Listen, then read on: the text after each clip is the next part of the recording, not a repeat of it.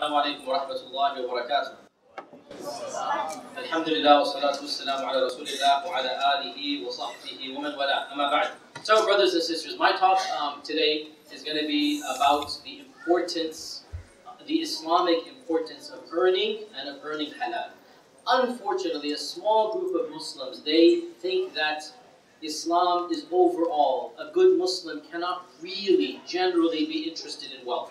And this misconception is something that goes back to the earliest of Islam. I'll tell you a story from the Seerah about Amr ibn al-As. Amr ibn al-As was one of the leaders of the Quraysh. Of course, the father of Abdullah ibn Amr ibn al-As. Amr ibn al-As was one of the chieftains, a friend of Abu Sufyan. He converted right before the Hijrah. Right before the conquest of Mecca. And he became the last person to migrate to Medina from Mecca.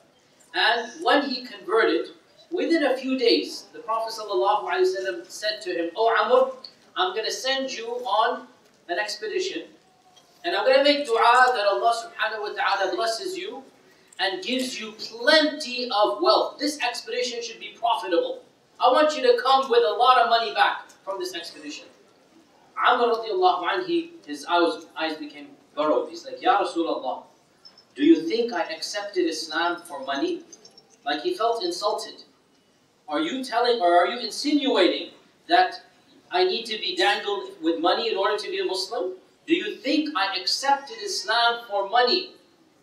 And the Prophet ﷺ said that famous hadith, you find it in Tirmidhi, Muslim Ahmad, famous hadith. Ya Amr ibn al-As, Ya Amr, ni'ma al-mal as-salih lil-rajul as-salih. Beautiful hadith. Oh Amr, how beautiful is halal money for the good man. How beautiful is halal money for the good man. It's nothing wrong to want money. Why are you taking this as a negative, that you're assuming that if you want money, there's something wrong with that? Ya Amr, ni'ma al-mal as-salih lil-rajul as-salih. How beautiful is good money for a good man. And once the Prophet ﷺ, he gifted Umar ibn al-Khattab an amount of money. Something came from outside and he distributed it. He gave Umar radiallahu ta'ala a large amount of money. Umar, he came to the Prophet and he said, "Ya Rasulullah, I didn't ask for anything here, have it back. I didn't ask, like, I want to be a good man, take it back." And our Prophet ﷺ said, "Oh Umar, if any rizq comes to you without even you asking for it, then take it.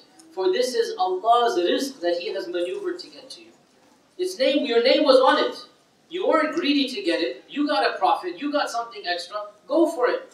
And there are so many other ahadith as well that demonstrate that inherently wanting money and being somebody who's interested in wealth in and of itself, it is not something that is negative.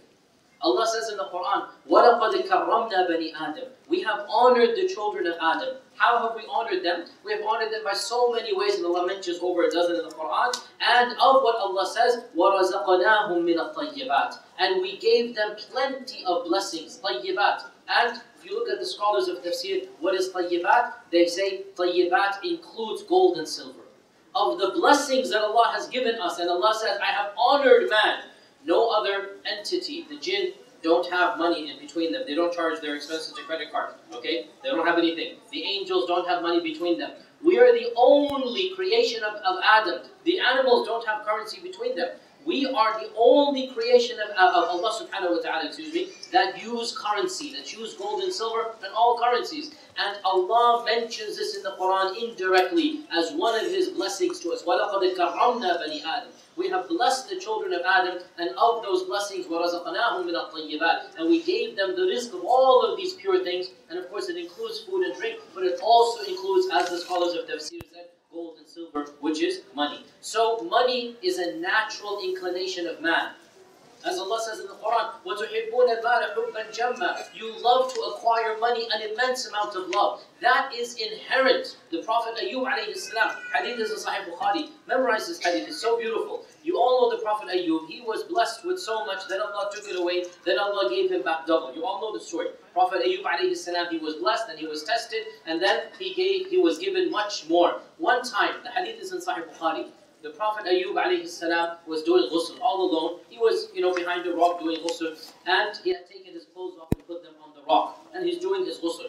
Then Allah blessed him with gold. And how did the gold come to him? He's a prophet of Allah. The gold literally rained from the heavens like raindrops. And he's a prophet of Allah. Each gold was the size of a big nugget. The hadith mentions like a locust or something. Imagine the gold that's like, 10 grams, just raining. So Ayyub alayhi salam, and there's nobody there. He's alone. He jumped up, took his clothes, and he's still not wearing them. And he started running after the gold, putting it into his clothes. You see what's happening, okay? So Allah subhanahu wa ta'ala said, "O Ayyub, aren't you content with all that I've given you, that you have to go do this? Like you could have waited, put your clothes on. Aren't you content that I gave you so much, now I gave you something else? You could have waited, you finished the ghusl, put your clothes, and then go pick it up. Nobody else is there." So Ayyub alayhi salam responds back and says, "Ya Allah, O Allah, can anybody ever stop wanting any blessings from you? The more you give, the more I'll take. Simple as that. The more you're going to give, the more I'm going to take." In none of these instances was the Sahaba or the Prophets ever criticized. Because, listen to this carefully, it is not money that is inherently good or evil. It is what you do with it that could become good or evil. Is that clear? It is not money that is inherently good or evil. It is what you do with it that is potentially of the greatest goods or potentially of the greatest evils. And that is why we have been told to be cautious of money. Not because money is itself evil, but because its intoxicating power. The potential to do evil increases when you have money. Therefore, we are not told to be careful of money because money itself is bad, but because what our weak soul might do when it has access to money. And that's why Allah says in the Quran that إِنَّمَا أَمْوَالُكُمْ وَأَوْلَادُكُمْ فِتْنَةً. Your money and your children are the biggest fitnas for you. The biggest fitnas for us in this world are our families and our children and our wealth. What we will do for them. We're going to bend over backwards, do the haram. We're going to do whatever we want. Our children and money will distract us from the hereafter. They're going to distract us from halal rizq. They're going to. So because of this, Allah says, money is a fitna. Allah never criticized money as because it is money. It's simply a trial for us. And our Prophet ﷺ underscored it even more when he said, every ummah that Allah Azza wa Jal has created was given one specific trial that was above and beyond the other trials. Every ummah was given one trial that was their main fitna. And he said, وَفِتْنَةُ أُمَّتِي الْمَالِ. Think about that. The fitna of my ummah will be the surplus of wealth that they're going to have. Once again, he did not criticize that his ummah is wealthy. He said, they will be tested with wealth. The ummah shall be tested with wealth. And we all know that wealth is one of the questions that will be asked on Judgment Day. In fact, out of the 5 questions, 2 are pertaining to wealth. 2/5 are pertaining to wealth. Number 1, where did you get your money from? And number 2, what did you spend your money on? 2 out of the 5 questions will be with regards to money. But you see, if we obtain our money with halal and spend it on halal, this is one of the greatest mechanisms to enter Jannah. One of the best ways and the easiest ways, if we pass the test, is the test of money. If we're able to earn halal and then spend on the halal, this is one of the best ways to earn money, to earn Allah's pleasure. And that is why our Prophet ﷺ said, "As-sadaqatu burhan." Giving charity is a clear proof. What is a clear proof of? Of your belief in Allah subhanahu wa ta'ala. And in the Quran we learn that the last verses of Taghabun, so many verses in the Quran we learn that when a person is about to die, or when a person dies, he will beg with the angels. And sometimes the Quran mentions the beg with Allah. Oh Allah, allow me one more chance. Let me come back to this world so that I can give my money for your sake. Now notice, out of all of the things he could have thought of, he didn't say so that I could do Hajj. He didn't say so that I can pray more. The one thing, now that he's in the grave, now that he's in the other world, he knows the most effective mechanism to help me out? What could I do to help me out the most right now? Number one, let me go back and spend my money for your sake. Now, in order to have spent, he must have had it in the first place, right? And that is why, brothers and sisters, it is so important that before that stage comes of the barzakh and the akhirah, when we're in this world, we appreciate the blessings of halal money and we spend it on halal. Of the greatest blessings of Allah is halal rizq, spent on the halal, and that is why we have to be careful about haram rizq. Our Prophet ﷺ said that any flesh that is nourished on the haram is haram for Jannah to accept it. Very strict hadith. Any flesh that is nourished on the haram, you're going to feed haram to your family, then you have to answer to Allah subhanahu wa ta'ala. You're not going to care where your rizq is coming from. And of the signs of Judgment Day, Sahih Bukhari, of the signs of Judgment Day, the Prophet ﷺ said, is that the Muslim shall not even care whether his rizq is halal or haram. This is of the signs of Judgment Day when all corruption will be let loose. That is why, brothers and sisters, it is so important. We live in a time where corruption is everywhere, the evils of the finance system and riba is everywhere. In the hadith in Muslim, Imam Ahmad, the Prophet said, a time will come when the sin of interest shall reach everybody, if not directly, then the smoke of interest is going to, the dukhan of interest will reach them. You cannot live a pure 100% life. A time will come. We are living in that time right now. We cannot live 100% absolutely haram free. It is almost impossible. And simple example, I have a bank account. I'm pretty sure everybody has a bank account. In another time and place and generation, the ulama would have said bank accounts are not allowed. And they would have been right from that perspective. But here is where I lead to my segue here. Muslims, please, don't become your own do-it-yourself faqirs. Your own do-it-yourself Sheikh Google and Imam Wikipedia. It is very dangerous when you think you know more than the learned scholars of Islam. And all too often when it comes to finance, people are very simplistic. And they will make haram what the major ulama have made halal. For example, this simple, I just give you an example of bank accounts. And they will say, oh, it's haram to have a bank account. And at some perspective, they might have a theoretical element of truth. But I challenge you to find me any reputable scholar alive today who is known in the Islamic finance industry and has credentials and resumes and CVs who says that a Muslim living in a Western country cannot have a bank account. You see, here is where fiqh comes into play. Fiqh is not just cutting and pasting fatwa from 1,000 years ago. Fiqh is to organically derive the fatwa that are relevant and pertinent and practical to the Muslims of every time and place. It is the job of the fuqaha to navigate through and to choose the lesser of two evils, to find alternatives. No alim worth his intelligence can tell you it's haram to have a bank account in America. What will you do with your wealth? Stuff it in your mattresses? What are you going to do with it? You're going to cash every check? What then are you going to do? Build a safe in your house? What are you going to do? No alim can say this. That's why they don't.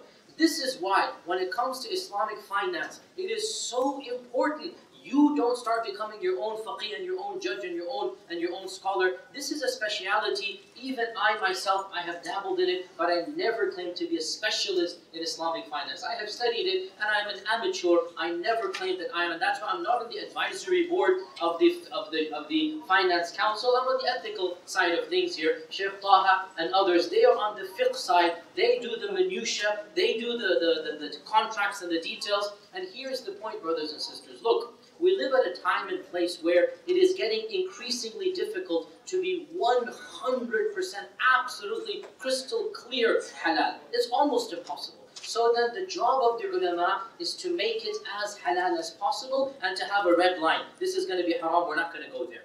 And alhamdulillah, for the last 30, 40 years, Islamic finance has been a very, very interesting, if you like, and a very flourishing industry. Fuqaha, PhD programs, many books have come. There's certified bodies, the AOFI and others, they're now producing their opinions. And by and large, what we call a scholarly consensus is developing. Okay? And that means a critical mass of scholars have come together and they are rethinking through and they're giving fatwa that are practical, pragmatic, looking at the sharia and also navigating through what is the permissible ways for us to live in this land. And final point, brothers and sisters, therefore our talk today, I'm going to hand it over to Shaykh Taha for the more details, but it's really about halal investing. Realize that our Prophet and the Sahaba, most of them, they diversified their income. How did the rizq of our Prophet come? It wasn't just one. He was a business partner at times. In the time of Khadija, he would physically go and travel in the caravans. He would also, in the time of Medina, he would have lands that he would give, and people would use those lands to harvest and basically do the agriculture. He would get a percentage of that. So that was there as well. We learn from the hadith as well that when he passed away, his armor, sallallahu alaihi wasallam, was with a Jewish person who he had taken a loan from. So he's basically mortgaged. We would call it the mortgage. He left his armor as a collateral basically, and then he took a loan from him. Point being, if you look at the Sahaba as well, they would diversify their income. Rare was it that they would all get their income from one source, especially when we live in this modern world. My advice to you, not as an expert in Islamic finance, but rather as somebody like you who has multiple jobs, multiple sources of income, do not restrict your rizq to one source. It is very dangerous to do that from a practical point of view, and also Islamically we learn as well the importance of diversity, of diversifying, and that is why one of the most common sense ways is investing. Investing in halal stocks and mutual funds. This is where platforms come into play, experts who know better than you, and Wahid Invest is of course one of those that is basically doing the job for you. You tell them how much you want to, what are your risks, and what are your preferences. They're going to create a portfolio specifically for you, and people like Shaykh Taha and others will then micromanage which stocks are halal to invest in, which stocks are not. It'll get you off of the hook of having to do both researches. The first research, which stocks are good and bad. That requires business expertise, nothing to do with Islam. The second research, which stocks are halal and haram. So once you pass the first level, which is which stocks can I invest in from a purely business point of view, right? What is a wise investment? That you need an expert in finance, you need an expert in the industry. Then you need the fuqaha to come in and say, oh, this might be good to invest in if you didn't believe in Allah and His Messenger, but we cannot invest in this company, okay? Budweiser is a great investment if you don't believe in Allah. It's always going to go, the profits are going to go high. But we cannot invest in Budweiser, right? Completely haram. If you don't believe in Allah subhanahu wa ta'ala, invest in Raytheon. Invest in any company that's selling weapons of mass destruction.